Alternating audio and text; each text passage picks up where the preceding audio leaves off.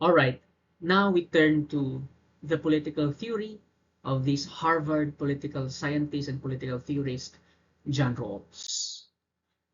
So these recorded lectures will basically focus on this roadmap. We're going to start with the life, the formative experiences, and the major works of John Rawls. By the way, John Rawls just recently died. He just died, I think, last 2002. So he's a very contemporary political thinker, very close to our doorsteps, basically saw the modern world. We're also going to talk about the political and historical context of his most important and most famous book, A Theory of Justice. And basically the context of which is the post-war liberal world. So the world that, that was after the Second World War. Remember that we have discussed this when we talk about Hayek and Keynes, because basically that's how the political economy of the world was outlined. So it's a kind of combination of market liberalism and the welfare state. And John Rawls basically conceptualized in that particular background. We're also going to talk about the core architecture of justice as fairness.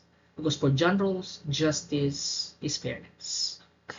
So the basic structure, the original position, the veil of ignorance, primary goods, and the two principles of justice. We're going to talk about them. And then how this is being applied to, whatever is happening in the society right now. And what are the long-term influences of John Rawls to modern democratic thought, together with some of the critiques that scholars had against the political theory of John Rawls. So why Rawls remains foundational? Well, the reason for which is that, Rawls is widely treated as the central liberal political philosopher of the late 20th century. He brought back the concept of justice as a means of organizing political institutions. Remember what we had with Plato in the previous semester? We talked about Plato, and for him, the state is supposed to be organized by the virtue of justice. So, meaning to say the organization of the state must, its theme must be justice. And of course, for many years, most especially during the period of modern political theory, this has been abandoned by our modern political thinkers.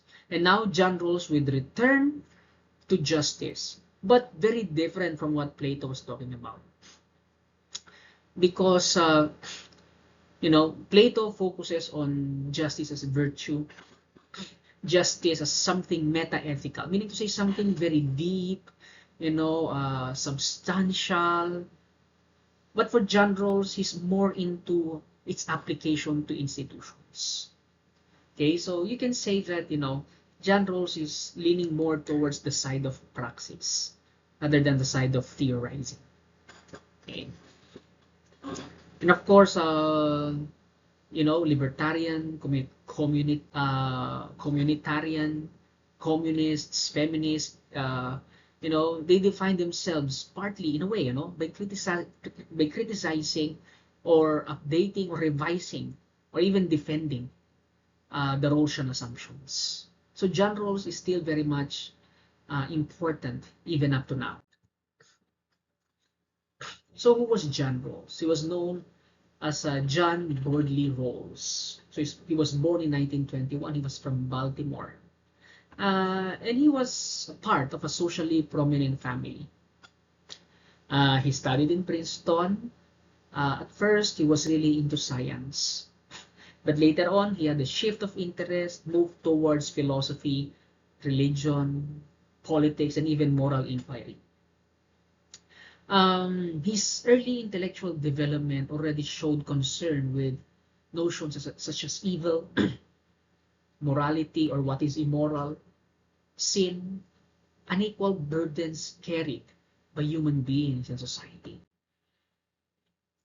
Now, Rolls also served in the U.S. Army during the Second World War. Okay, in the Pacific Theater. He was actually even stationed here in the Philippines for a while. You know that? So medyo malapit sa atin ito si John Rolls dahil minsan naging sundalo si John Rolls dito sa Pilipinas. These experiences basically, you know, in a way weaken his earlier religious faith.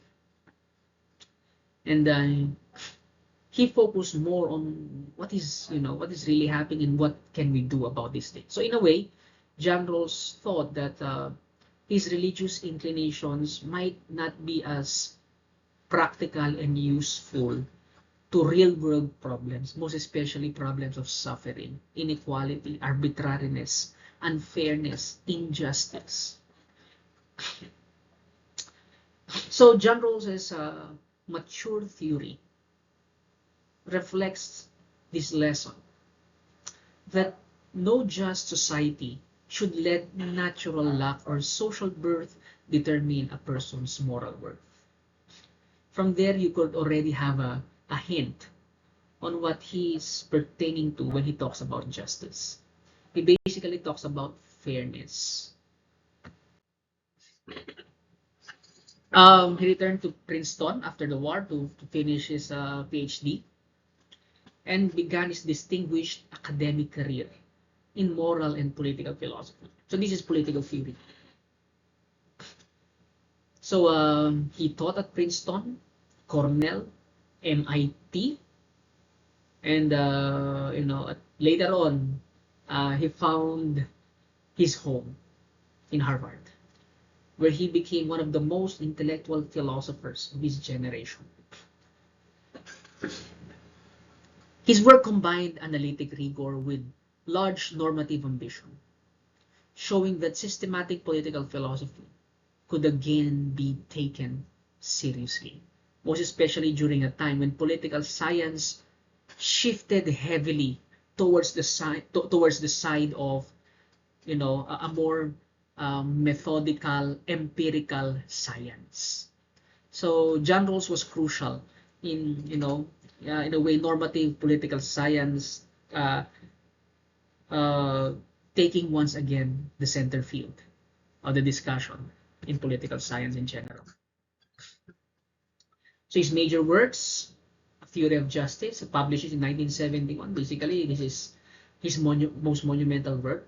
But later on, towards his older days, you know, he also wrote Political Liberalism in 1993 and The Law of the Peoples in 1999. So, what's the historical setting of the book A Theory of Justice? Rawls wrote in post-war environment, shaped by, you know, welfare state liberalism. We talked about this when we discussed, you know, Keynes and Hayek. He also saw the kinds of social reforms, the debates over the proper relation between markets and equality. Okay, he also saw the civil rights movement, anti-discrimination struggles, and controversies over democratic inclusion gave urgency to questions of justice. His theorizing was also informed by the Cold War ideological rivalry between communism and liberal democracy. But the philosophical target of John Rawls, meaning to say, uh, he was against utilitarianism. His political theorizing was actually directed as a form of critique against utilitarianism. Remember utilitarianism? Maximizing overall welfare, right? The greatest good for the greatest number, the greatest pleasure for the greatest number, thinking as if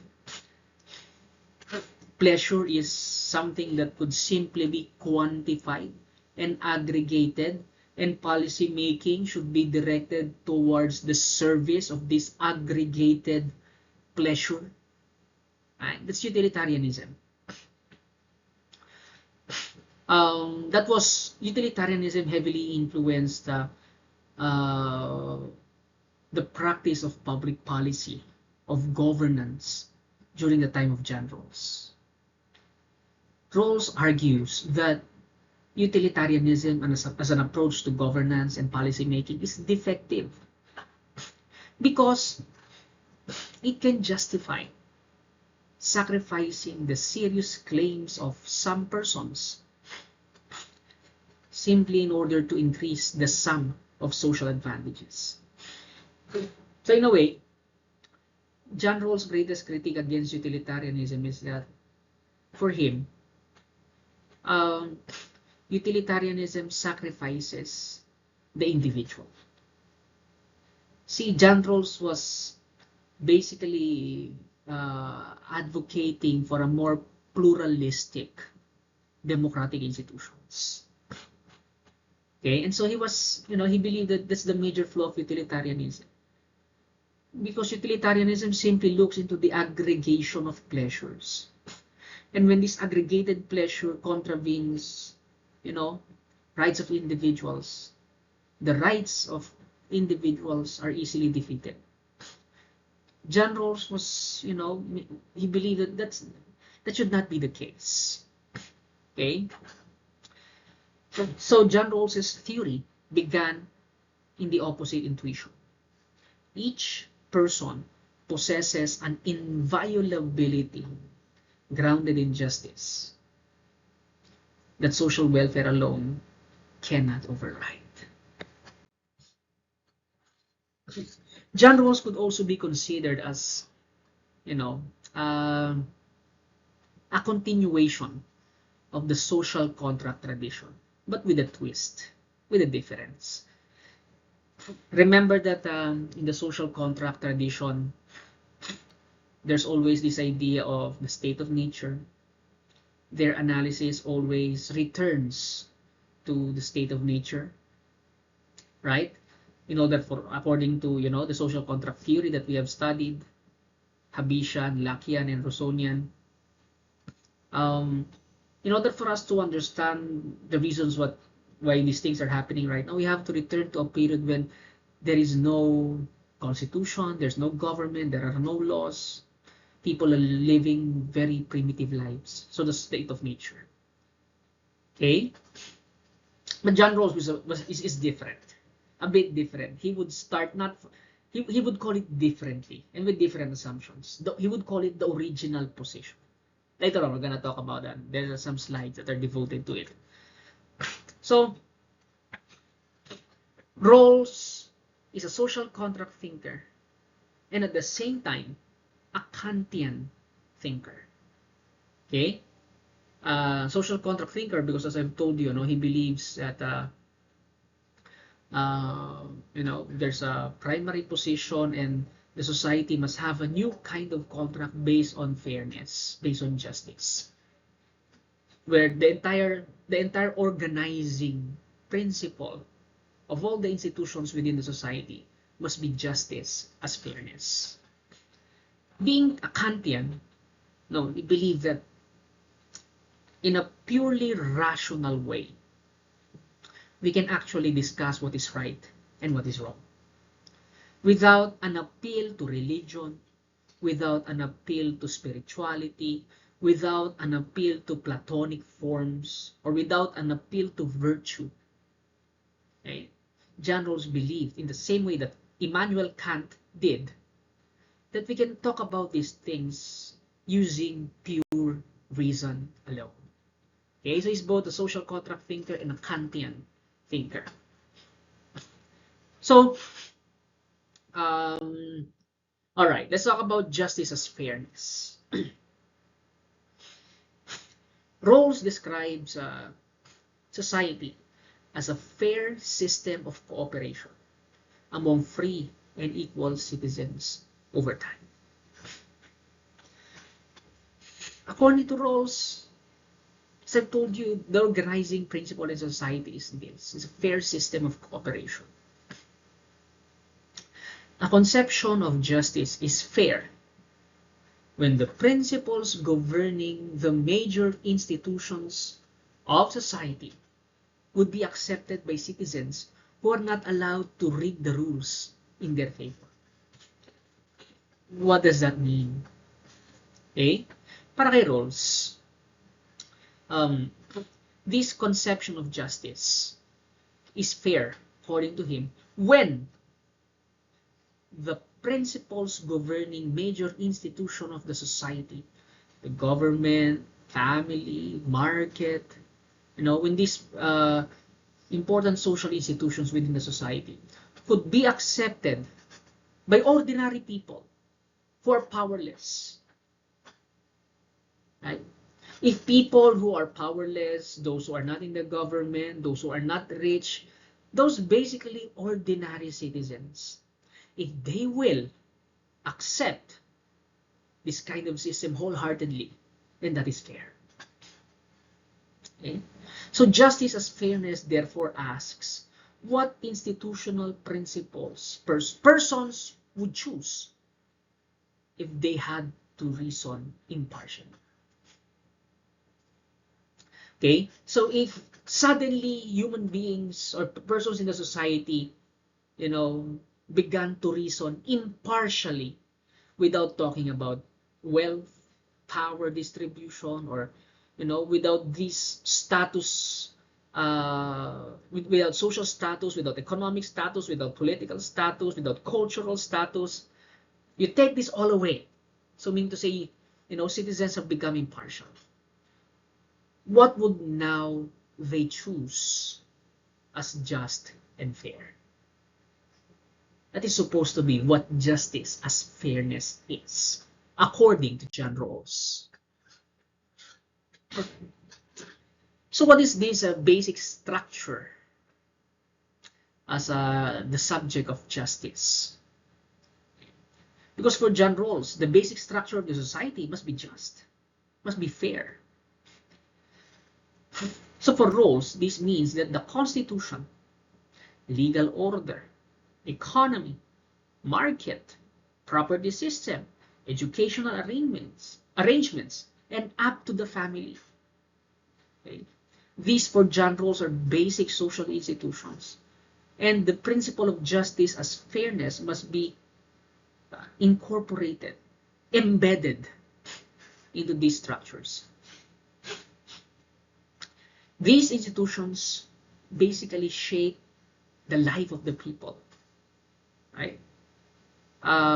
Distribution of rights, of resources, distribution of power, opportunities, duties, money, wealth, recognition, right? This shapes how we live, how we see things. And so, the basic principles of justice as fairness must be embedded into all these things. So the key Rawlsian insight is institutional justice. John Rawls is not simply talking about justice as a virtue or justice as something meta-ethical or justice within the realm of forms, but institutional justice. Justice embedded within the basic frameworks of the society. Because for him, injustice is often built into background structures. Right? It's as if, we are no longer conscious about these things. It's as if we just simply accept, because they are institutional. Right? So these are not simply merely isolated acts of unfairness. These kinds of unfairness in the society is deeply rooted in the institutions. So we have to reframe these institutions in order for it to reflect justice as fairness as an organizing principle. Alright, a while ago I already mentioned the original position. Para maintindihan nyo, parang itong parang state of nature. Okay? May mga twist nga lang si John Rawls.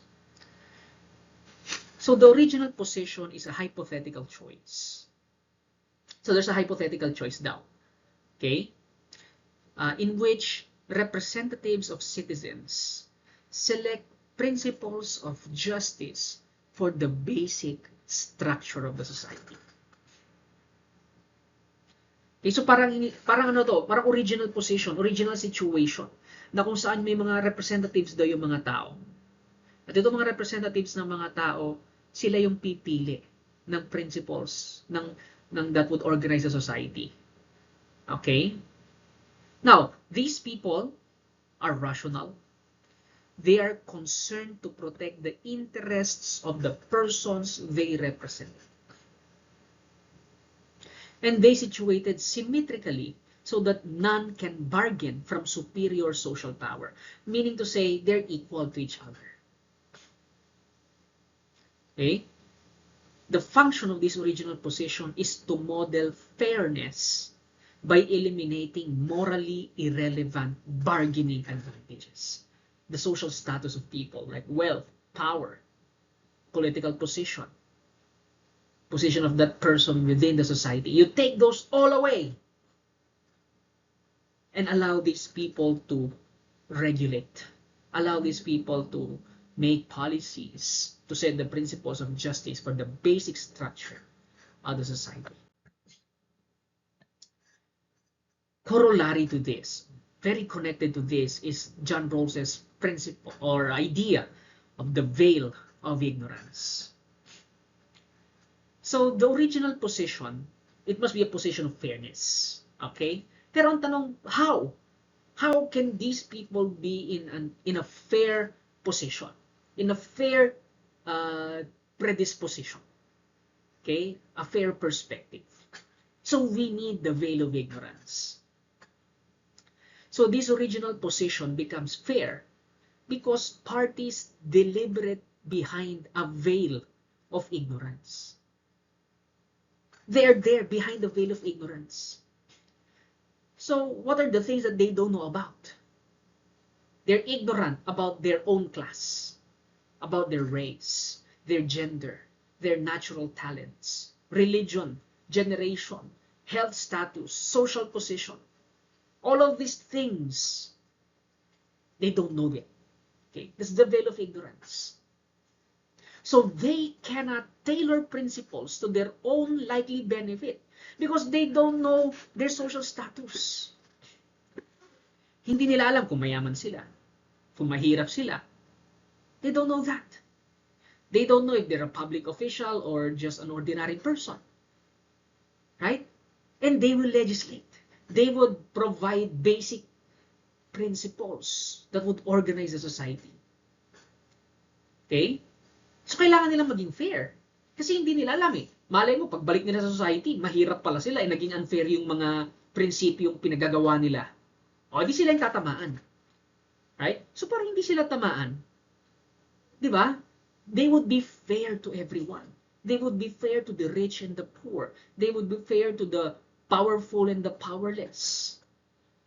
Because they don't know their position. See, that's the veil of ignorance, according to John Rawls. The only thing that they know are general facts, scientific facts, logic, psychology, economics, political organization, scarcity. They know these things because they will be legislating, but they're ignorant of, their social status in the society, their political and economic status in the society. They don't know that. So they are forced now to be fair. They're forced to be fair. Right? Imagine nila, parang ganito, para mas madali nyo maintindihan. So that you can easily remember and understand, halimbawa ganito. Although John Rawls did not say this. Okay, these are my own words just to explain what John Rawls was basically talking about. Imagine we're going to have a constitutional convention. We're going to reframe the Constitution. Okay, so we have delegates. We elected people who would frame the Constitution. And let's say, for instance, there's this very peculiar drug. Okay, so we have advanced so much in science. So scientists were able to carefully manufacture this peculiar drug that when you drink it, for, let's say, several hours of the day, you would forget your social status. Okay? You would forget your identity as a politician, as a rich person, as a poor person. Suddenly, you forget them for, let's say, 8 hours. Then you enter the chambers of Congress. And then you now try to articulate how to frame the new constitution. Okay? So, gano'n ang sinasabi ni John Rawls. Makakalimutan mo lahat yan. So basically, ikaw, hindi ka pwede mag-legislate ng against a particular person. Hindi ka pwede mag-legislate against sa mga babae. Bakit? Kasi hindi mo alam, baka babae ka pala. Nakalimutan mo yung gender mo eh. Hindi mo alam yung gender mo. Hindi ka pwede mag-legislate against sa mga lalaki. Kasi paano kung lalaki ka pala? See? You become fair. You become fair to everyone. Okay? So that's justice for fairness. A justice as fairness for John Rawls. And it would be facilitated by the original position and the veil of ignorance. Okay? Now, so why do this veil matters? The veil of ignorance embodies the idea that social birth and natural talent are morally arbitrary from the standpoint of justice. See, social birth and natural talent, they're not connected to the standpoint of justice. If no one knows whether he or she will end up rich or poor, majority or minority, healthy or disabled, prudence pushes toward fair and protective rules for everyone, regardless of social status, regardless of your condition in life. Now, this is a thought experiment. Pretty much just like the social contract and the state of nature. They're all thought experiments. So John Rawls is also involved in another thought experiment, akin to the social experiment of the social contract and the state of nature, although with a twist, sabi ko nga. Now, this thought experiment explains why Rawls expects parties to reject institutions that leave the worst off exposed to severe disadvantage. Yan ang sinasabi ni John Rawls. Okay? Dahil dito sa veil of ignorance na ito, yung mga lawmakers, yung mga legislators, yung mga framers of constitutions, they would reject the kinds of institutions that leave the worst off exposed to severe disadvantage. Kasi hindi mo nga alam, hindi alam nitong mga legislators na ito. Baka sila yung worst off na yun. Okay? So they would basically reject any kind of unjust and unfair institution. Okay? We will continue. There's a second part of this video. This is just simply the first part, and we will continue on the second part. See you there.